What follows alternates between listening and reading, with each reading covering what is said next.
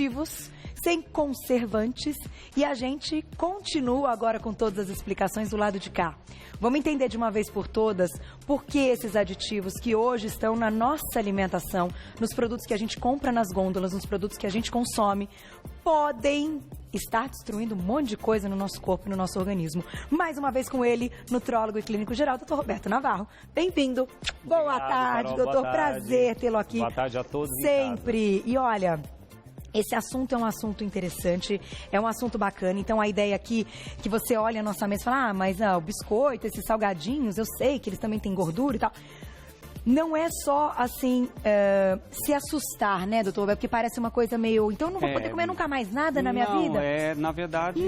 Não é bem assim. Eu acho que a gente tem que diminuir, né, Carol? Eu acho que a gente está caminhando por uma quantidade enorme de pessoas vivendo no mundo, né? 7 bilhões de pessoas. E não tem como fugir da indústria alimentícia, né, que obviamente também contribui com o alimento chegando até a gente. O problema, Carol, está no excesso. Então, acho que o grande objetivo, que inclusive eu tenho esse trabalho com a Malu, da culinária que a gente chama de funcional, é justamente fazer as pessoas voltarem a ter o contato de fazer o alimento em casa. Né? Quando a gente mostra um molho que você faz em casa, caseiro, você está tirando do teu prato vários conservantes presentes no molho pronto. Sim. Né? O corante, o conservante, a gordura hidrogenada, o xarope de milho, o glutamato. Então, eu hoje achei bacana a gente resumir, até porque é um tema polêmico mesmo, Carol, concordo com você. Existe, às vezes, um pouco de exagero da mídia leiga, né, que condena também, às vezes, de uma maneira exagerada e em níveis baixos, comidos esporadicamente, não vão trazer tanto prejuízo. Existe um certo limite de segurança, mas hoje eu peguei pelo menos 5 produtos que a indústria alimentícia utiliza, né, 5 substâncias que usam para que sentido, Carol? A indústria precisa o quê? Realçar o sabor, fazer com que o sabor do alimento fique melhor ou fique mais palatável, né? Eles precisam utilizar um pouco da conservação para o alimento não apodrecer, não ter uma bactéria infectando, né? Não ser colonizado por um fungo. Para ele durar mais tempo ali no supermercado. Né? E realçar, às vezes, a cor também, porque muita gente come com os olhos, né? O alimento colorido, aquele vermelho mais intenso, aquele amarelo mais intenso, acaba atraindo mais o comprador, né? Que é o produto, quem a indústria quer atrair, né? Que é o consumidor. Mas em níveis, vamos lá, eu queria falar pelo menos, Carol, iniciar, que é muito polêmico, do primeiro glutamato monossódico. Certo. Tá? Glutamato, o glutamato monossódico... Ficou legal essa foto, gostei disso. Gostei disso. Olha, injetando alguma coisa coitado no alimento, do ovo, né? O ovo, enfim, e tantos outros que a gente tem. Vamos colocar então primeiro glutamato monossódico. Então vamos lá, Carol. O glutamato monossódico, ele é utilizado pela indústria para realçar o sabor. Tá, nós temos o sabor já característico, os 4 sabores clássicos, né? Que é o azedo, o amargo, o doce e o salgado. E as pesquisas começaram lá no Japão e viram que existia um certo sabor que a gente percebe na língua, mas que a gente não consegue saber se ele é amargo, se ele é doce, mas ele é prazeroso. Né? Então usaram um termo de umami, que é um sabor que traz uma sensação de muita palatabilidade, é uma sensação de um gosto muito gostoso, vai. Digamos que ele poderia ser um sexto... Ele é o quinto sabor. Ele foi chamado de quinto sabor, tá? Então não é o sexto, quinto sabor. É o quinto sabor. E o que se foi polêmico, agora o que eu fiz também, Carol, foi dar uma resumida nos estudos recentes, tá? Porque muitos estudos antigos foram feitos para mostrar se fazem mal, alguns tentaram mostrar que sim, outros dizem que não. Então eu fiz um resumo, mas o glutamato monossódico, na verdade, é o sal do glutamato. O glutamato é um aminoácido, é uma substância que até o nosso próprio corpo produz, Carol. As reações bioquímicas dentro do corpo geram um aminoácido, uma junção de aminoácidos que forma o glutamato, que vem das proteínas que a gente ingere. E o glutamato, o corpo utiliza como algumas funções no organismo. E uma delas é no cérebro. O glutamato, ele é um neurotransmissor que ajuda na excitabilidade neuronal, faz com que a gente tenha uma sensação de mais atenção. Nossa, então ele até certo ponto, nós produzimos glutamato. O problema é que o glutamato monossódico, ele é feito artificialmente, através, hoje se usa muita fermentação bacteriana, em algumas proteínas vegetais, e se forma glutamato monossódico. Ele tem sódio, menos do que o sal, Então, se eu comparar o teor de sódio do glutamato monossódico, é menor. Ele tem 30% menos sódio que o glutamato, que o sal de cozinha. O grande problema é que esse glutamato, vindo de maneira, às vezes, frequente e exagerada, os estudos mostraram hoje, eu peguei estudos de 2015, tá, Carol? O que se concluiu? Ele pode levar ao câncer? Não, ele não é cancerígeno, mas ele pode trazer uma alteração do rim. Tem um estudo publicado em ratos, não em humanos, tá? É importante também frisar isso. Mas os estudos em ratos, agora em 2015, mostraram um potencial de alterações nos rins causado pelo glutamato monossódico. Alguns estudos recentes mostram alteração dos movimentos do intestino, gerando um pouco de desconforto abdominal. E alguns estudos em ratos também mostraram alteração do comportamento dos ratinhos, né? Em ficar um pouco mais irritadiço. Então, o que a gente tem que alertar no glutamato? Não consumir exageradamente, vamos mostrar onde eles estão. Tá. Crianças são mais susceptíveis, então crianças que podem ter um pouco mais de irritabilidade, um pouco mais de dor abdominal e náusea, em consequência ao glutamato monossódico. Tá. Não são todas, mas uma fração da população vai ficar mais sensível ao glutamato. Em adultos, enxaqueca, dores de cabeça, dores abdominais e um pouquinho de sensação de formigamento nas mãos. Isso pode ocorrer com glutamato monossódico. Porém, ele não retém tanto líquido quanto o sal normal, porque ele tem menos sódio. Não, e ele estimula mais a sede, interessantemente, nos estudos em ratos, os ratinhos bebem mais água quando ingerem mais o glutamato monossódico. Tendo menos sódio. Tendo menos sódio, mesmo com menos sódio. Mas o cuidado é que, eu acho que é a repetitividade, né, Carol? Eu acho que o grande, de informação que a gente tem que passar, primeiro, ler rótulo, tá, gente? Porque o glutamato monossódico, vamos chegar aqui, eu trouxe só alguns exemplos, tá, Carol? Então saber onde eles estão é importante. Muitos alimentos. Se eu fosse trazer todos os alimentos que a indústria usa o glutamato, eu acho que esse estudo ficaria pequeno. Porque ele é um realçador de sabor. Então é óbvio que a indústria quer realçar o sabor. Meu Deus, né? Então ele vai estar desde queijos mais curados, queijos mais salgados, como o parmesão, aqueles caldinhos de carne, né, que usam como tempero. Até em farofas prontas tem o glutamato, amendoim japonês tem glutamato, os salgadinhos. Que delícia que a gente vai comendo. Com casquinha, o japonês, né? Com casquinha. Né, não aquele sem casca. Nossa. Em salgadinhos de pacote, a maioria tem glutamato monossódico, no molho de soja. Molho de soja é aquele tem em muitos alimentos, Carol. Então a dica é, leia rótulo. Tá lá glutamato monossódico. Esse alimento não pode fazer parte todos os dias da sua alimentação. Você pode comer como exceção e não como regra. Quer realçar sabor em casa? No site, inclusive, tem várias dicas. Especiarias, gente. Usa um pouco mais de ervas. Usa um pouco mais... Sabor não é só o sal ou o sódio, né? É também estimular um pouquinho a sensação de... Até o odor de uma especiaria, um cheiro gostoso. Olha só. Isso exacerba um pouquinho a sensação de bem-estar. Então vamos usar mais especiarias e menos... temperos prontos. Né? Agora, no queijo branco não tem, é só nos queijos mais verdes, mais amarelos. Mais curados, que tenha mais sódio mesmo, mais sal, né? Gente, tem que ler o rótulo até do queijo. Tem que dar uma lida no rótulo, tá? Foi consumir, dá uma lida. Glutamato, tome cuidado. Não é nada tão ruim, mas não exagere. Todos os dias não acho legal. Vamos colocar a perguntinha na tela? Vamos ver quem escreveu pra gente. Beijo, Patrícia, obrigada. E quanto a esses shakes e dietas prontas, contém aditivos químicos? Por quanto tempo podemos fazer esse tipo de dieta? Boa pergunta, porque aí a gente também tem um monte no mercado, tem várias marcas. Então, de repente, não entrando até no assunto dos aditivos, mas a sua opinião, até que certo ponto que tem que ter. Todo produto... Mas segura. Tá, então vai, então vamos esperar. Segura, também. Contas, se elas normalmente contêm aditivos químico.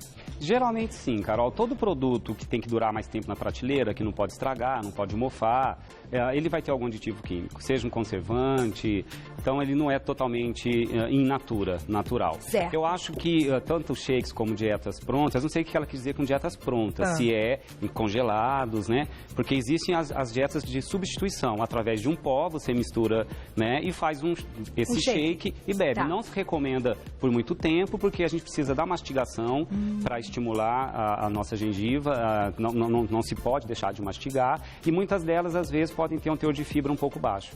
Né? Embora algumas são equilibradas, mas eu acho que contém conservante, não é tão inocente. Não considero de uso prolongado, esse lance da mastigação é interessante, né? Porque estimula a produção de hormônios também, até da saciedade, aquilo, né? A gente tem que respeitar a fisiologia humana, né, Carol? A gente tem que parar de invencionice e voltar a comer comida normal em quantidades adequadas, se possível com menos química. É isso que a gente precisa. O resto é um pouco de invencionice. Mas vamos lá. Vamos então, vamos passar agora para os corantes, Carol. Vamos para os corantes. Porque corante é extremamente utilizado pela indústria. Tudo tem corante. Tem. Os corantes... Está quase pronto. Os corantes, na verdade, o que a gente tem? Primeiro é que existem os químicos que a indústria utiliza, sintéticos, existem os corantes mais naturais, esses não fariam mal. Os corantes naturais são extraídos da beterraba, extraídos da cúrcuma, tem o coloral. Então esses não fariam mal, mas a indústria não utiliza tanto porque o custo é maior e eles não deixam a cor tão viva por muito tempo. É esse então, xarope de milho? Não, é o anterior. Ou pode ser o posterior, não tem problema. Aí eu trouxe a tartrazina, que é o corante amarelo, muito utilizado. Então, só para eles acharem lá, tratazina. Tartrazina. Estranho, a gente vai colocar aqui na tela, porque tem vários. Aí a ordem que a gente montou, de repente, está diferente da ordem que você tem na cabeça. Problema. Importante então, corantes. Não tem? Tem sim, tem corantes. Tartrazina. Tartrazina. Não tem problema. Então vamos lá. Eu vou falar de xarope de milho também, então Carol. Vamos colocar aquela que tem todos. Isso. O xarope de milho nós vamos falar dele já. Aqui. A tartrazina, que é o corante amarelo, ele desde o início começou a ser colocado como um possível causador de rinite, asma em crianças e hiperatividade. E os primeiros estudos em animais começaram a correlacionar, mas isso nos estudos atuais não conseguiu confirmar 100% não, Carol. Mas aí nós vamos falar de outra coisa que vem acontecendo com os estudos atuais sobre a tartrazina. A tartrazina vai estar em vários, desde balinhas, salgadinhos, em sucos, com aquele pozinho que você faz suco artificial. Tem, se for amarelo, vai ter sabor maracujá, sabor... Todos vai ter tartrazina. A tartrazina hoje, o estudo de 2015 está mostrando um potencial hepatotóxico. Provavelmente, isso em ratos, tá, Carol? A tartrazina mostrou alteração, quando dado para ratinhos de maneira contínua, mostrou alteração das enzimas hepáticas. Isso, para nós médicos ou para as pesquisas, mostra que o fígado está sendo um pouco agredido. Então, ele tem um potencial hepatotóxico e os corantes, de um modo geral, em estudos agora também de 2014, 2015, mostraram que eles podem ter um poder pró-inflamatório. Eles também exacerbam a cascata inflamatória. Você pode ter mais reações inflamatórias dentro do organismo. Então, mesmo que não cause tanta asma, rinite, bronquite em criança, eu não recomendo a tartrazina no dia a dia, porque ele pode ter um potencial em lesar nosso fígado e aumentar quadros inflamatórios, exacerbar quadros inflamatórios. Mas, doutor Roberto, minha pergunta é a seguinte. Para a gente identificar que um produto tem corante, lendo no rótulo, a gente sabe que tem nomes muito estranhos. Vem às vezes com códigos, com números, né? Mas, por exemplo, a tartrazina, ela está referida no rótulo como tartrazina. E os outros que tem que tem forma de números, que tem... O que eu quero trazer, porque a gente está às vezes focando com medo do corante errado. Os estudos atuais, Carol, isso é uma coisa que a gente tem que ficar em alerta, é sobre o corante caramelo. O corante caramelo, ele é muito, vou falar 3 muito, porque eles são muito utilizados pela indústria em muitas das balinhas. Eu comecei a olhar nos rótulos da tartrazina e vi que quase todos os salgadinhos, as balinhas, também tem corante caramelo. O corante caramelo está nos refrigerantes de cor caramelo, está no molho de soja também, em vários salgadinhos. Olhe no rótulo, corante caramelo também. O corante caramelo, em pequenas quantidades, Carol, os estudos não estão trazendo grande risco em quantidades pequenas, mas um estudo publicado agora, inclusive em 2016, em janeiro desse ano, e tem um de 2015, mostrando que o corante caramelo se transforma numa substância chamada 4-metil-imidazol, que pode ter potencial cancerígeno. Então vamos ficar em alerta. Não se deve usar nada que tenha corante caramelo em níveis exagerados. Não quer dizer que você não possa ingerir vez ou outra, mas não tenha uma alimentação rica em corante caramelo. Olha no rótulo. Corante caramelo é mais estranho, mais prejudicial, pode vir a ser mais prejudicial do que a própria tartrazina, que se alertou durante 30 anos que pode dar rinite em crianças, asma, e isso não foi confirmado oficialmente por estudos atuais. Então, mas o caramelo, o caramelo. Corante caramelo. Eu acho que esse tem que ficar mais em alerta. Tem refrigerante aquele à base de Tem vários, cola? não só aquele, vários. Tem que olhar sempre no rótulo, porque o corante caramelo, ele misturado com outro corante, dá tons diferentes no alimento. Não quer dizer que tenha só essa cor. Vários refrigerantes, vários, né? Inclusive alguns salgadinhos de pacote também tem. Só lê no rótulo, gente, olha lá, corante caramelo. Vamos colocar, acho que tem uma Agora imagem pra gente. E depois nós vamos para aquela do xarope de milho. Tem aí, olha lá, os corantes. Os corantes, pra gente ficar de olho. Olha, eu vou falar um negócio. É até um pedido, assim, né, para a indústria. Claro que todo mundo quer vender produtos, todo mundo tem o seu business, todo mundo tem que ganhar o seu dinheiro, e isso não é o que a gente está expondo. Mas, poxa vida, com tudo que tem aparecido, coisas que a gente coloca aqui no Você Bonita, em outros programas que também exploram esse conteúdo, poxa vida, será que eles não conseguem mudar a indústria? Vão vender também, porque agora as pessoas estão interessadas em consumir o que é bom, não o que é ruim. Eu acho que a gente tem que diminuir o impacto, Não é verdade, Carol. doutor Roberto, é uma coisa... É difícil frear a indústria, Carol, eu acho improvável. Mas a indústria está correndo atrás, sim, também a gente tem que tirar um pouco o chapéu. Parceiros que estão tentando eu fui diminuir, procurar, né, eu fui no supermercado olhar rótulos, né, para ver onde eles estão, e muitas marcas e muitas empresas já estão tirando o que é mais perverso. O próprio xarope de milho está saindo muito, a gente vai falar dele agora. Então, alguns corantes que são mais naturais, algumas empresas estão colocando um pouco do corante natural e diminuindo o teor do sintético. Então, a indústria também está preocupada, viu, Carol? A gente acha que não, mas está sim. Agora, a nossa arma, ela é rótulo. Aprenda a ler rótulo. Se você viu lá o que a gente está falando aqui, não consuma com frequência. O uso esporádico em níveis baixos tem um certo grau de segurança, senão não seriam também liberados para o consumo humano. Mas não se exagere, né? Então vamos lá. Agora vamos ao xarope de milho. Xarope de milho.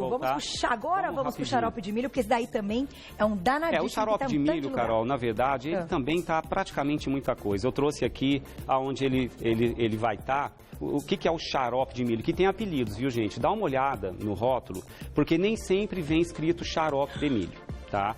Quais são os apelidos do xarope de milho? Pegadinha. Glucose. Glucose. Ou glucose de milho. Xarope de açúcar. Açúcar do milho. Açúcar líquido.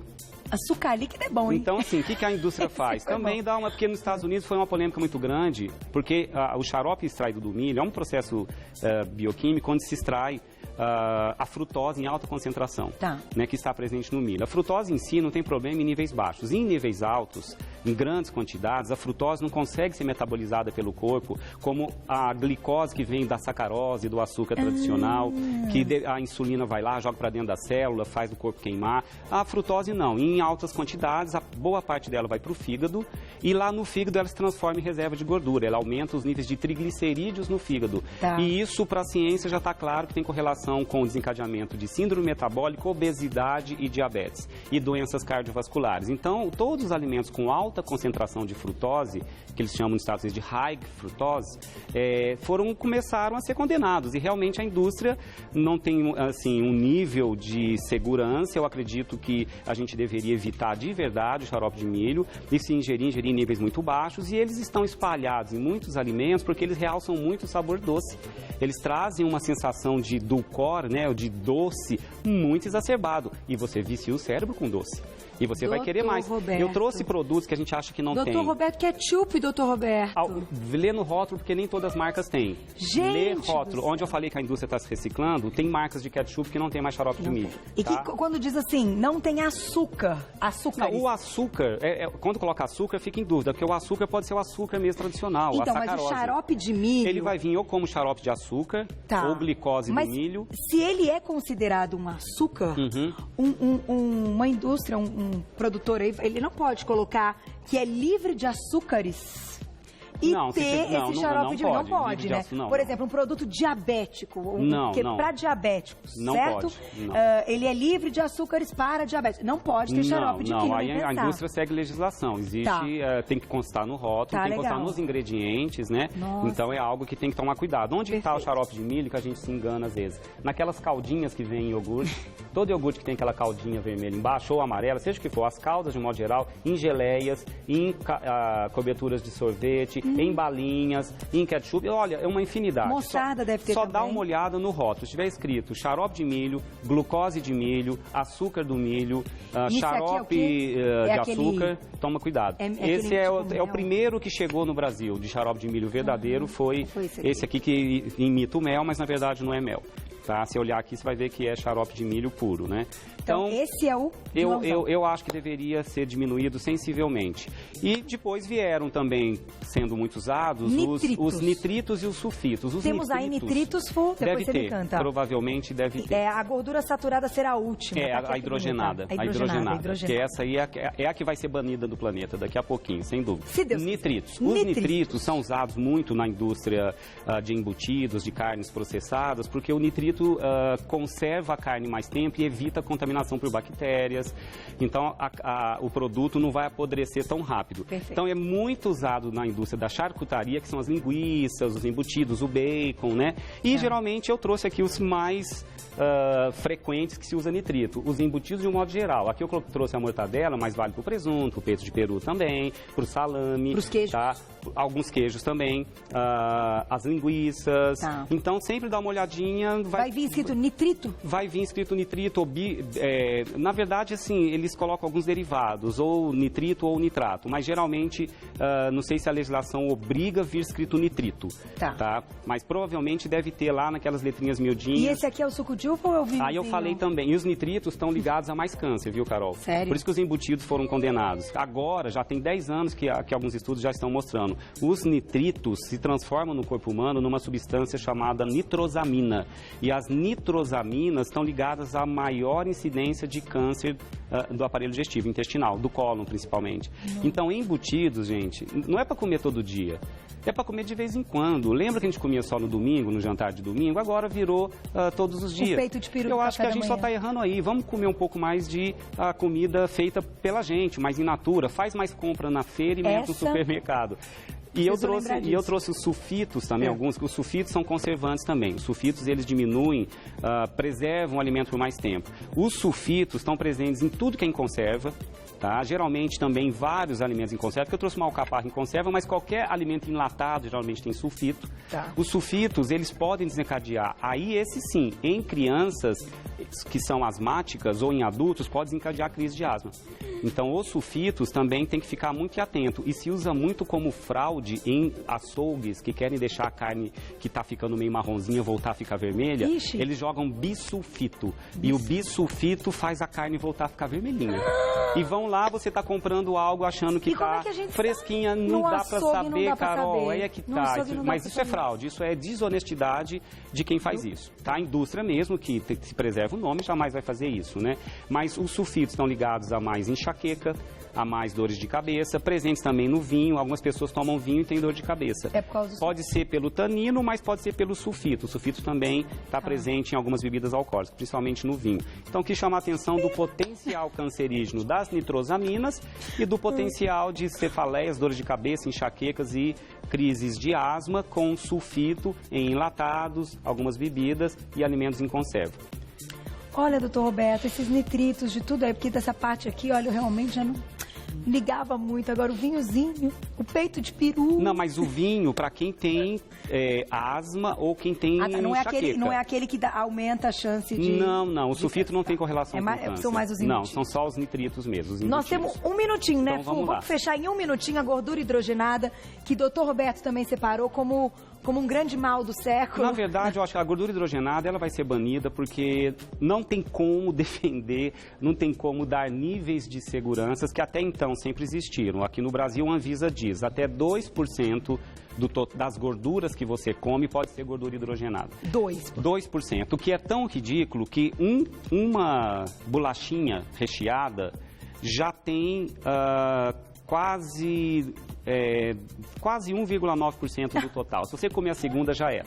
Então, vamos lá. Por que a gordura hidrogenada não é considerada um aditivo, tá, Carol? Quem é técnico da área vai achar que eu estou errando. Não é considerado um aditivo, mas é considerado um produto usado pela indústria para fins de trazer consistência mais macia, trazer um pouco mais da palatabilidade, e ele é um conservante também, ele faz com que o alimento dure mais tempo na prateleira e não se esborrache. Então, quem começou a inventar isso foi a indústria, que pegou um óleo vegetal, jogou hidrogênio e virou uma pasta.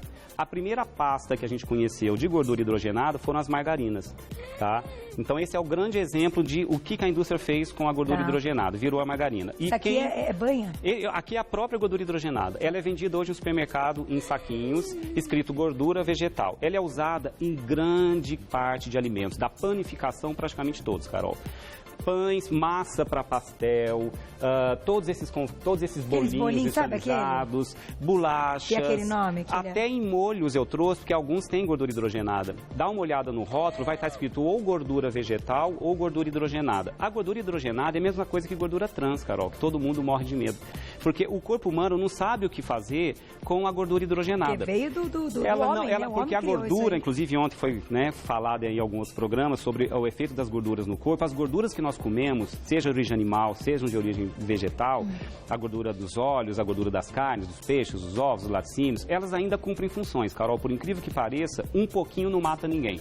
O excesso da gordura animal que pode ser condenável, mas a gordura em si tem ações dentro do organismo, forma as membranas das células, entra na produção de hormônios. A gordura hidrogenada é uma molécula que o corpo fala, o que eu faço com isso? Ela não serve para nada.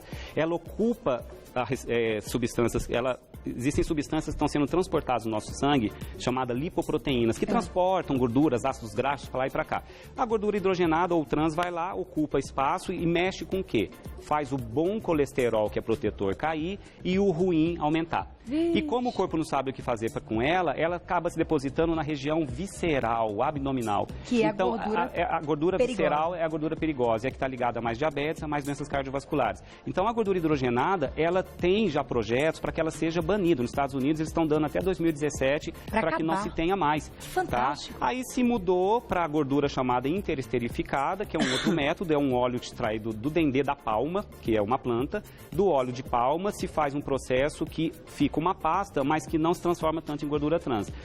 Estudos atuais, ainda publicados agora em 2015, não estão vendo níveis de segurança na gordura interesterificada, porque tem potencial também pró-inflamatório. Com certeza. Então a gente tem que tomar cuidado, achar que está escrito livre de gordura trans, cuidado. O livre trans é pela porção, se a porção for pequenininha, a indústria aproveitou. Se uma porção do seu produto tem menos que 2%, menos que 2 gramas de gordura trans, pode ser dizer zero.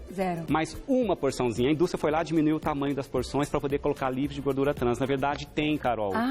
Quem que abre uma bolachinha e come uma? Ninguém. Então estamos aí com gordura trans. Salgadinhos, bolachinhas recheadas e esses que eu mostrei aí. O que eu tenho que dizer, te dar os parabéns, doutor Roberto, isso aqui foi uma aula, a audiência está bombando, parabéns, chegaram milhões, né, Fu? Olha, tem muita pergunta, doutor Roberto, ele... tem... Ainda não falando de agrotóxicos. Isso que a gente não falou dos agrotóxicos. Então nós vamos fazer o seguinte, nós vamos fazer uma pauta só sobre agrotóxicos, porque realmente esse é um assunto que as pessoas estão interessadas e é nosso dever e a gente vai fazer. Parabéns, doutor Roberto. Quem precisar de mais, quem tiver mais dúvidas, pode entrar em contato com eles. O site é o nutrasaude.com.br, nutrasaude.com.br, ou você pode colocar no Insta e seguir também, @nutrasaude. E agora meu Insta vai ser Dr. Roberto Navarro. No Insta, porque estava dando muita confusão, Carol. Tá bom. Insta DR Roberto Navarro. Então, doutor abreviado Roberto Navarro. Isso. E você comentou ontem da matéria, foi a matéria que passou no Fantástico, eu assisti, estava esperando por ela. Achei uma matéria muito bem feita, foi de fora, né? Eles mesclaram aqui com um profissional aqui também falando do Brasil, um cardiologista e tal. Achei a matéria muito bem feita. Mas o final dizia o que a gente diz todos os dias há muito tempo no Você Bonita, Parece né, doutor Roberto? Lá que a gente já tá, ó... Pois é, mas a matéria foi muito bem feita. Agora, não pode exagerar, foi isso. Depois de tudo aquilo, a gente vê... né, Carol? A verdade é o equilíbrio acima de tudo, comida mais in natura, compra mais na feira e menos no supermercado, que a coisa já vai funcionar bem. Mais na feira e menos no supermercado. Obrigada, doutor Roberto. Eu que agradeço, Carol. Sempre muito bem-vindo. Até a próxima. Muito obrigado, que aula, hein? Tchau, que aula, pelo amor de